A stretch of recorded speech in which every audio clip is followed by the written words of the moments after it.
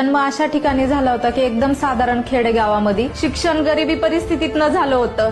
तर nursing field मध्ये माझा नंबर लागला होता, सगळं झालं होतं. लग्न जमलं आणि मिस्टरांनी सांगितलं की तुम्हाला जॉब करण्याची किंवा कुठं जाण्याची गरज नाही. बीड सोडून जेव्हा नवरा बायको पुण्यामध्ये आलो होतो तर पुण्यामध्ये पोत्यामध्ये फक्त थोडीशी भांडे घेऊन संसार करण्यासाठी आलो आणि 10 बाय 10च्या रूम मध्ये राहत होतो. काही कारणास्तव ही परिस्थिती डोळ्यासमोर आली होती. ते कारण म्हणजे कर्ज. मला परत परिस्थिती कारणाने डी-मार्ट जॉब पकडावा लागला. फक्त 2 ते 3 वर्ष मी डी-मार्ट केलं. त्यावेळेस मला लक्षात आलं की खरंच पैसा ही किंमत काय आणि मिस्टरांना हा पैसा कमवण्यासाठी खरंच किती मेहनत लागते. गेले 3 वर्ष झालं या बिझनेस करते आणि ह्या बिझनेस मध्ये रन करत असताना 8,000 रुपयाच्या चेकला सुरुवात आली होती. पण त्यातनं जो ग्रोथ पकडला तर 1 लाख असे 1.5 लाख करत करत 2,12,000चा हायएस्ट चेक पण घेतला आणि टोटल इन्कम 34 लाख प्लस पण झालं.